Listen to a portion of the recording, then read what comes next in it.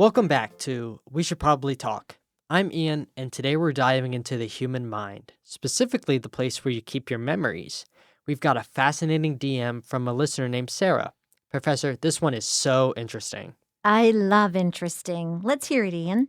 So, Sarah writes, I'm writing because I've been sitting with something that's honestly a little unsettling, and I'm hoping you might talk about it on the podcast. I have a memory from my childhood that feels vivid and emotionally real, but the people who were there say it never happened. When I was about 7 or 8 years old, I remember getting separated from my mom in a crowded department store during the holiday season.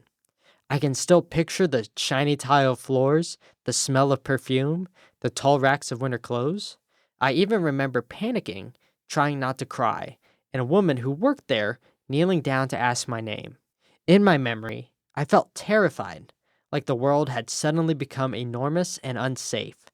Eventually, I remember my mom rushing toward me, hugging me tightly, and apologizing over and over.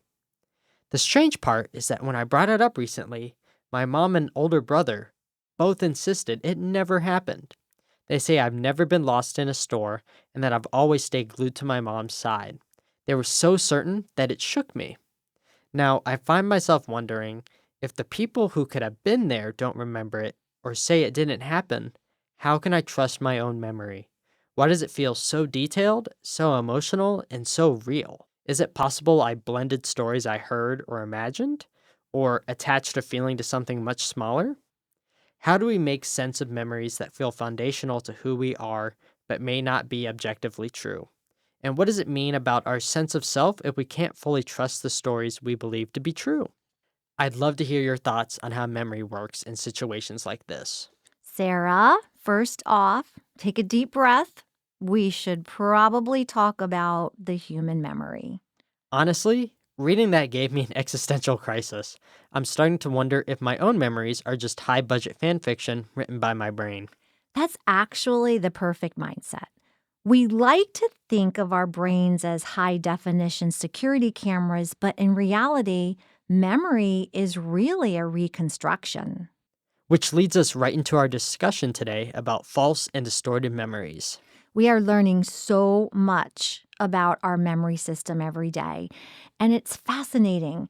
Every time you remember something, your brain doesn't just play a recording, it rebuilds the memory from scratch, often making up details to fill in the blanks.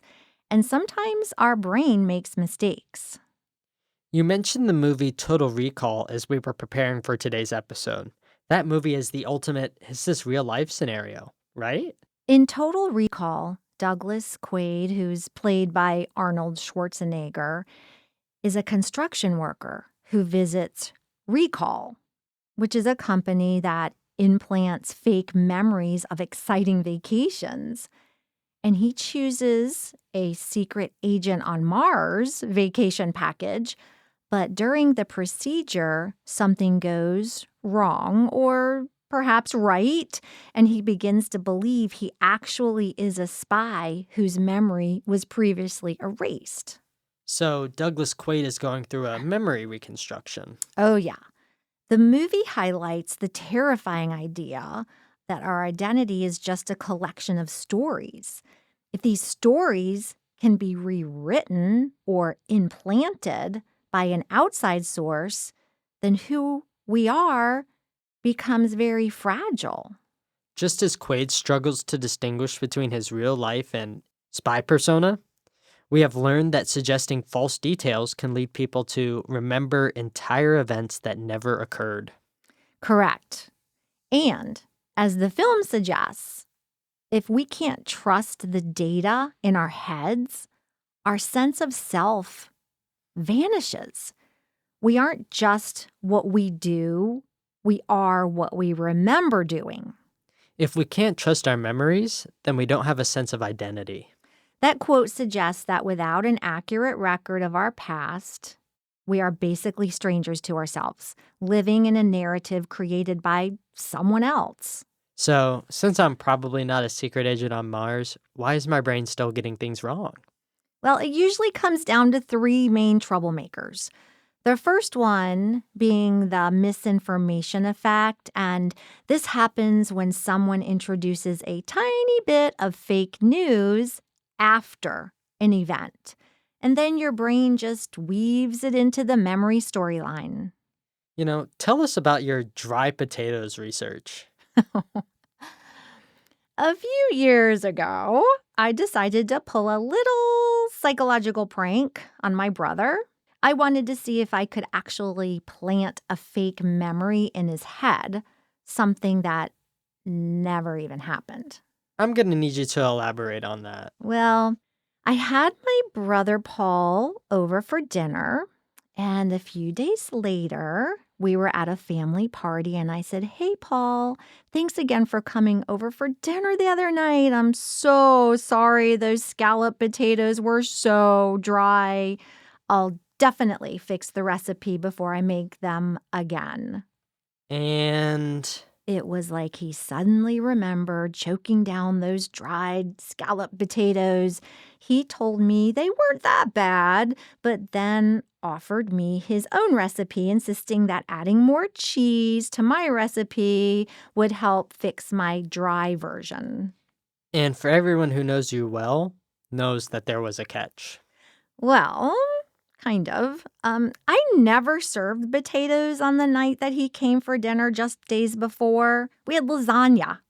But because I gave my brother that misinformation, which was that we had dry potatoes, and I presented it after the event, which was dinner, his brain visualized the potatoes to resolve the conflict. He literally created a memory of a side dish that didn't exist. Did you ever tell him the truth? Nope, he never knew. But I sure got a kick out of messing with him. So, sibling friction never gets old? Hopefully not. But I think that topic has the potential for a future We Should Probably Talk episode. But, Paul, we would still appreciate your recipe. Is there a reason why we remember people who have passed away as perfect and wonderful, even though they had flaws? That's a classic case of the misinformation effect. Basically, when someone passes away, we tend to filter out their flaws. Even if they were difficult to get along with while they were alive, hearing everyone praise them at the funeral makes our brain rewrite the story. We reconstruct our memories to turn them into a saint just to help us cope. Creating a socially accepted narrative would be a more peaceful way to move forward, even if it's a bit of a memory fabrication based on what others told us about this person. Yes, peaceful, but not necessarily real. And another reason why we remember incorrectly is because of the source monitoring error. This is the one where we remember what happened but forget where it came from? Yeah, exactly. So you lose the context of the memory. A source monitoring error might be what happened to Sarah, actually. Maybe she had a vivid dream about getting lost or saw a movie about getting lost. Because the emotion of the dream or movie was so real, her brain filed it under real life events. Oh, so it was like when I asked my friend Brian if he wanted to go ice skating because we had such a blast last time, only for him to tell me he's never been skating in his life. Oh, geez. So we got into this big argument over blaming him for not remembering. So I pulled my phone out to show him the pictures of us skating. And then I realized it wasn't actually Brian in the pictures skating next to me. It was my other friend, Campbell. Yikes. Big source monitoring error there, Ian. You remembered the event, you just remembered it with the wrong person. So, note to self, don't mention the ice rink around Brian again. It was so bad. I've made this source monitoring error so many times. One night, I dreamed my husband left our baby alone at the grocery store, and I woke up absolutely furious at him. Even though I realized it was just a dream, I stayed mad all day. It's like the brain holds on to the emotion and hunts for a real reason to justify it. Poor guy. Yeah, hardly. I'm still mad at him over the thing that never actually happened. A third reason we misremember is because of schemas, which are mental shortcuts. So, schemas help the brain organize and interpret information quickly. So, schemas are mental stereotypes? Right, yeah. So, these mental stereotypes will encourage us to fill in the gaps based on what we expect to happen. Do you want to play a quick game to see how your memory works? Sure. I'm going to read a list of words. And then after I read the list of words, I'll say go. And you write down as many of the words as you can remember, and any order is fine. Oh, I love a challenge. And hey, if you're listening in the car or at the gym, try to do this mentally. If you're at home, grab a pen or open a blank note on your phone. We'll give you a second. Okay, I'm ready. All right, everybody. Ready. Bed. Rest. Tired. Dream. Snore. Blanket. Nap. Pillow. Dark. Go. Okay. I remember bed, pillow, blanket, sleep, dream, dark. I think that's it. Okay, so that's pretty good. You got 5 of the words out of 9, and then you added a word in your list that I didn't say. Really? I wrote a word you didn't say? Which one? I didn't say the word sleep. I would have bet my paycheck you did. I promise I didn't, but your sleep schema was so strong, it just auto-filled it. We let our schemas or expectations based on our personal stereotyping take over. All of the words in your list made me think about sleep, so I assumed sleep would have been on the list. I expected it. Yup. Here's another activity. Are you up for it? Of course. Okay. Listen carefully. I'm going to share some information in a story style with you, and I'll ask you some questions afterwards. Okay, I'm ready. Here's a story. A suspected gang member involved in local drug sales was injured in a hit and run. Witnesses described a dark gray Dodge Charger with racing stripes and a loud exhaust speeding away. The victim is currently in stable condition at Mercy Regional. That's it? Yes. Now, what do you remember about the car? I remember Dodge Charger, gray. It had stripes and it had a loud muffler. You would make an excellent eyewitness. Well, thank you. Now, what do you remember about the victim? He was a gang member, a young guy, sold drugs, and he's in the hospital now. Stable condition? Did you catch that? You said he, Uh-huh. but I never mentioned gender. Wait, are you sure? Here's the story. Oh, wow.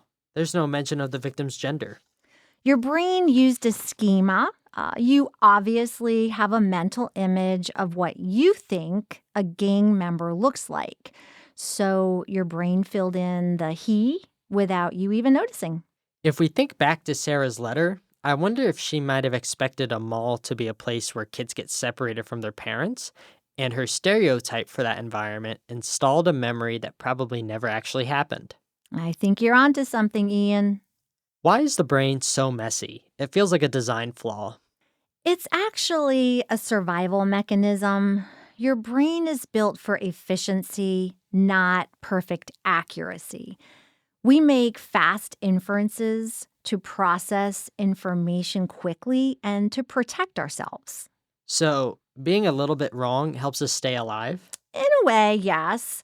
Whether it's filling in the blanks to avoid brain overload or shifting a memory to cope with trauma, your brain is always prioritizing the present over a perfect record of the past. Well, I'll try to remember that. Here's a quick summary of everything we've talked about so far for Sarah and everyone else questioning their reality. Concept 1. The misinformation effect. New info from others overwrites the truth. So in Sarah's scenario, it's a brother says, "Remember when you were lost for hours?" And your brain says, "Oh, I guess I was." Second concept is source monitoring error. You remember the what, but you forget the where. In Sarah's scenario, you had a vivid nightmare about being lost, and now it feels like a real memory. Third concept, schemas. Your brain fills gaps with stereotypes/expectations. And in Sarah's scenario, you know malls are scary for kids, so your brain creates a memory of getting lost because it fits the scary mall pattern. It's as easy as that. Professor, we touched on this, but how does imagining something actually turn into remembering it? It feels like Inception. It's called the imagination inflation. So think of it like a high definition filter on a photo that never existed. Every time Sarah zooms in on the smell of the perfume or the coldness of the tile floor in that department store, she's actually spending mental energy. So the brain sees that energy and assumes it must be real because it's so detailed. Exactly. Your brain struggles to distinguish between perceptual energy, which is actually seeing something, and mental energy, which is vividly imagining something. If you imagine the way you gagged on those dry potatoes that I never served, your brain eventually can't tell the differences between that thought and a real experience. It's essentially the total recall effect. You've hacked your own timeline just by thinking about it too much. Yup. So, what do we tell Sarah? Her mom and brother say one thing, her brain says another. How does she live with a fake memory that feels so foundational to who she is? This is the most important part, Ian. Even if the event didn't happen, the emotion Sarah feels is 100% real. So, she doesn't have to choose between her family and her brain? No, not at all. Sarah can acknowledge that her brain likely created this lost in the mall narrative as a way to process a general feeling of, I don't know, childhood anxiety or the fear of being unprotected. So, essentially, it's like a metaphor that her brain turned into a movie. That's a great summarization. So, to reconcile with her family, she doesn't need to argue the facts. She can say, I realize now that I may not have actually been lost, but that memory represents how scary the world felt to me when I was 7 years old. That's a much better way to handle it than, "You're gaslighting me, mom." Yeah, much better. Your sense of self isn't built on a perfectly accurate spreadsheet of data. It's built on how you felt during those times. The story might be fiction, but the you that felt the feelings is very much real. So, the steps that Sarah should take are: step 1, validate the feeling. Accept that the fear was real, even if the event was a dream or a story. Step 2, check the source. Ask, did I see this in a movie? Was I told this story by someone else? And step 3, bridge the gap. Talk to the family about the emotions behind the memory rather than the facts. And Sarah, thanks so much for starting our conversation today. Until next time, stay curious and don't believe everything you think. And Ian, don't talk about the ice rink for a while. Noted. This has been We Should Probably Talk. We want to hear from you. Send us your questions and get our conversation started to weshouldprobablytalkpodcast@gmail.com. And you can listen to us on YouTube and Spotify.